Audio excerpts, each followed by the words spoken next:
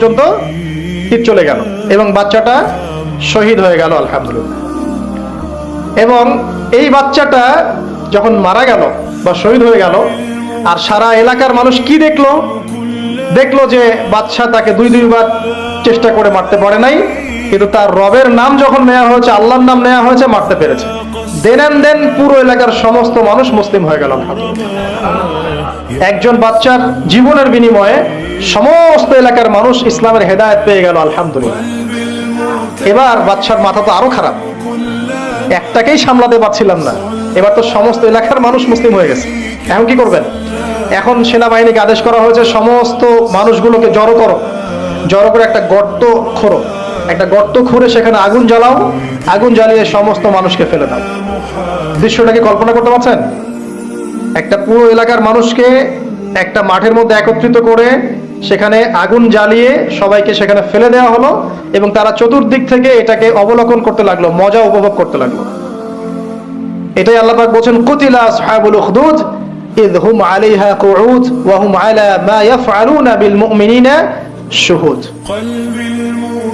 শেষ পর্যায়ে তাফসীরে এসেছে, শেষ পর্যায়ে একজন মায়ের কোলে একটা ছোট্ট বাচ্চা ছিল। তো সেই মা নিজে লাফ দিবে, এটাতে তার কোনো সমস্যা নাই, কিন্তু বাচ্চাটাকে নিয়ে লাফ দেওয়ার জন্য সে ইতস্তত বোধ করছে।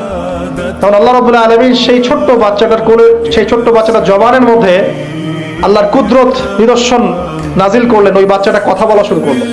সেই বাচ্চাটা বলল, লা তাখাফি ইয়া উম্মা, এটা শব্দটা এমন এসেছে, ইয়া উম্মা, হে আমার মা, লা তাখাফি, তুমি ভয় করো না, ফাইন্নাকি আলাল হক, কারণ আপনি সত্যের উপর আছেন, লাভ দিন।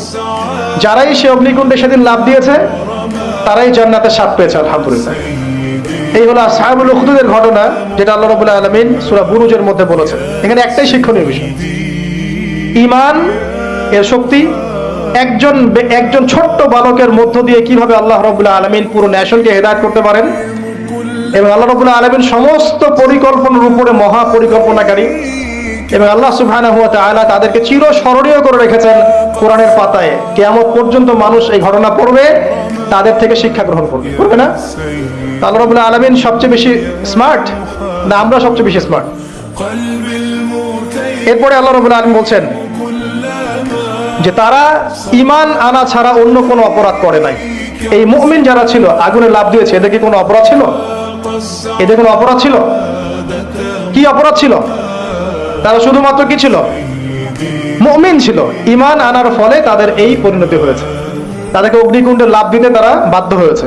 যারা দিয়েছে তারা কি জান্নাতি না জাহান্নামী? জান্নাতি। ওই যে বালক যে একা দৃষ্টান্ত স্থাপন করে গেল এবং পুরো নেশনকে হেদায়েত দিয়ে গেল, এই বালক সফল না ব্যর্থ?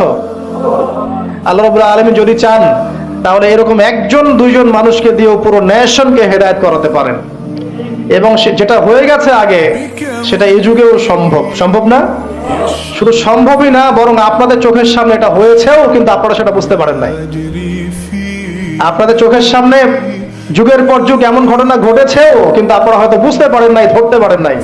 আল্লাহ রাব্বুল আলামিন এমন মানুষদেরকে দিয়ে পুরো নেশনকে হেদায়েত করেন। কিছু মানুষকে আল্লাহ পাক পরীক্ষায় ফেলেন, তাদের মধ্য দিয়ে আল্লাহ পুরো নেশনকে হেদায়েত করতে পারেন আলহামদুলিল্লাহ। আসহাবুল উখদুদের এই বাচ্চার মধ্যে আমাদের সবার জন্য নিদর্শন আছে। আল্লাহ পাক আমাদের সবাইকে প্রকৃত ঈমানদার হওয়ার তৌফিক দান করুন, বেশি বেশি আমলে সালেহ করার তৌফিক দান করুন, ঈমানের উপর দৃঢ় থাকার তৌফিক এনায়েত করুন, এবং দৃষ্টান্ত স্থাপন করার তৌফিক দান করুন, এবং যে কোনো রকম দৃশ্য অদৃশ্যের বিপদ আপদ বালা মুসিবতের বিপক্ষে আল্লাহ পাকই যেন যথেষ্ট হয়ে যান। আমিন।